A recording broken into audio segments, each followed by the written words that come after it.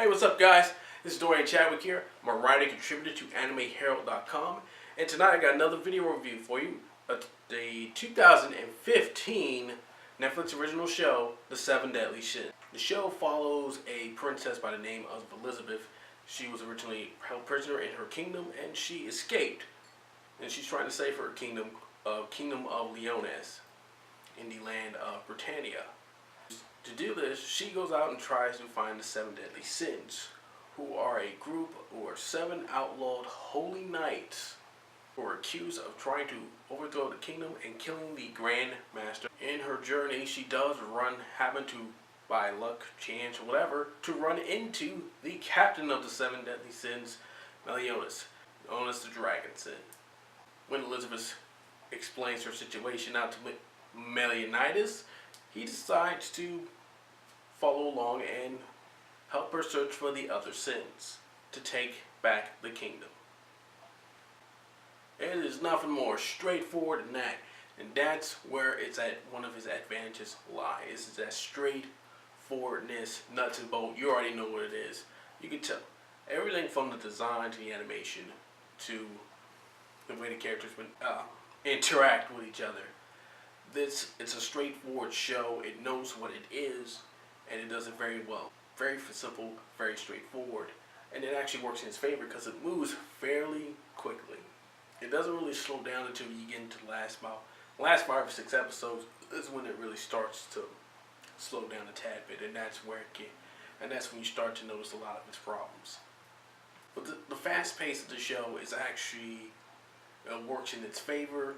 It has likable characters, so when they're interacting with each other, you are having a little bit of fun. The straightforwardness of the show actually works in its favor. The characters are pretty much laid out as they are. Yes, they're tropey, and yes, they're stereotypes we have seen a million times, but they're just so likable here. And this is partly thanks to writing and partly thanks to the voice casting. Even though I mostly listened to the English dub on this, they do a very good job on it, so I just kept with it throughout the entire series. But I did watch some of the Japanese dub, and they still do a very good job. The characters are very likable, so you don't mind it going as fast. It's fun. Yes, it's got tropes a mile a minute. You can see it a million miles away. That is how cliched it is. But as I said before, you don't mind it because it's straightforward. So it's not trying to trick you into thinking it's something it's not, or say like, hey, we're more complex to it. It's like, no, it's not. It knows what it is, but it does have a little bit of depth, and that's mostly to some characters. Tells you a little bit of backstory on them, and it kind of gives you a little bit more motivation. And you kind of have their back. It's not just looking like, oh, this character is this way. That's always how he's been. It's like, no. He might have a reason for this, or they might have these characters have a history, which is why they act like this towards such and such character. The only characters that may be at some fault is the main villain Hendrickson and possibly Princess Elizabeth. For Hendrickson, it's pretty much generic bad guy talk with him. There's not really much complicated to him. Now, the other holy knights that you would run across, some of them, they do have are villainous holy knights that you run across, have a little bit more depth to them, have a little bit more motivation as to why they're doing what they're doing. For Hendrickson's, it's a weak motivation. I'm trying not to spoil it here, but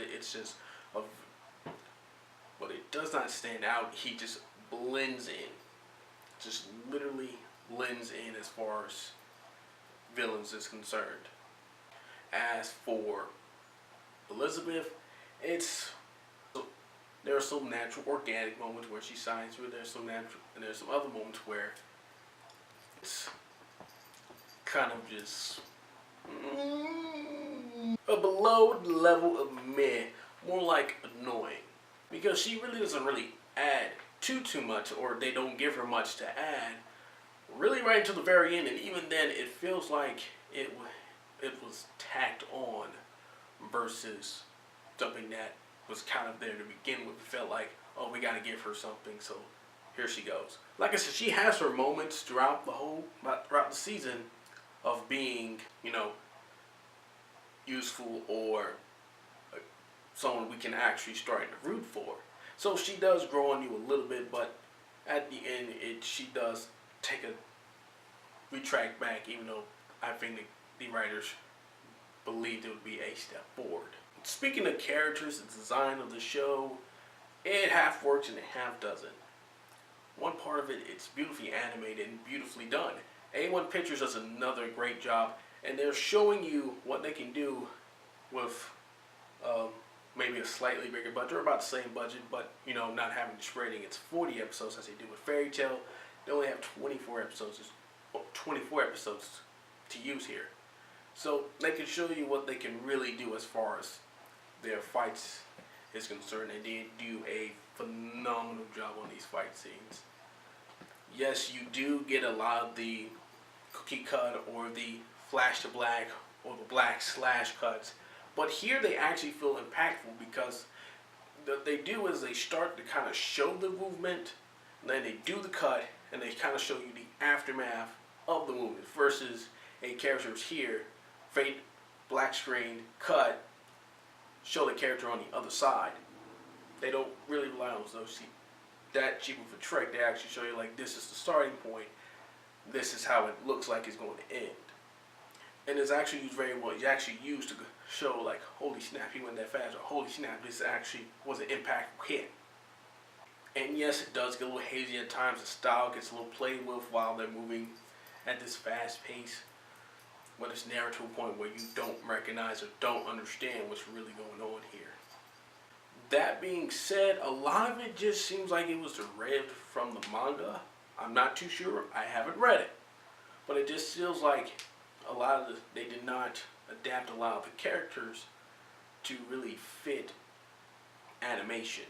And some of these characters, they look awkward and adjacent and blocky instead of smooth. It just don't seem to fit there.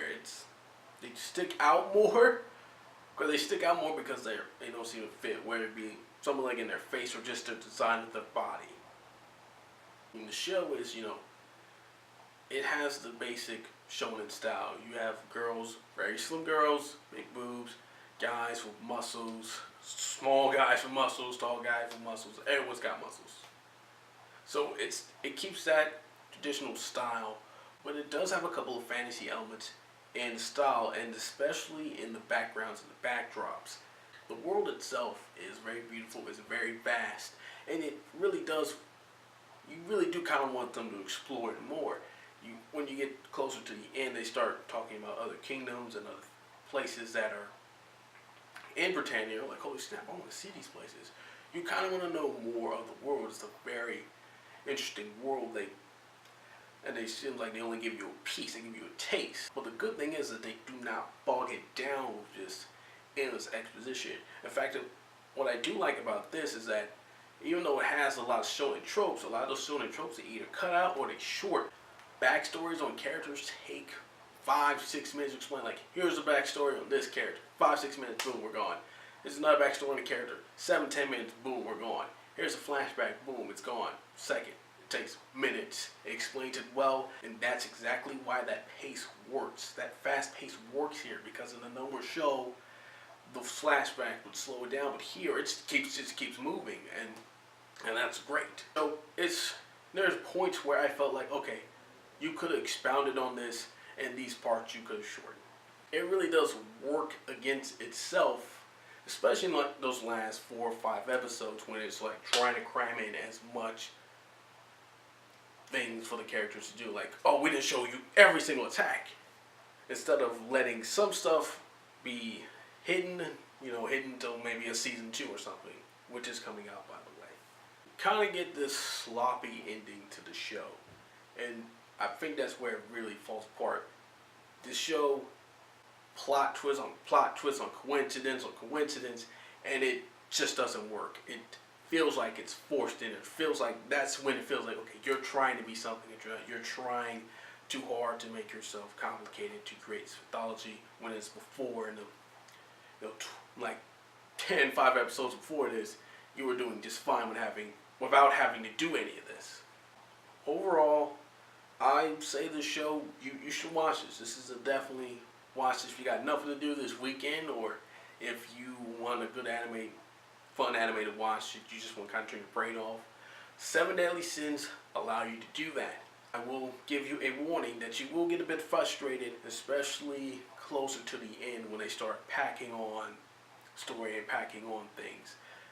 It just should have just used its time more efficiently than it originally did. Alright guys, that is all the time I got for you tonight. If you want more, head on to animeherald.com. You can stick on around our YouTube channel. We have our podcast and other things here. Don't forget to subscribe and like the video and share it with everyone you know. As always, I'm Dorian Chadwick. I will see you guys later.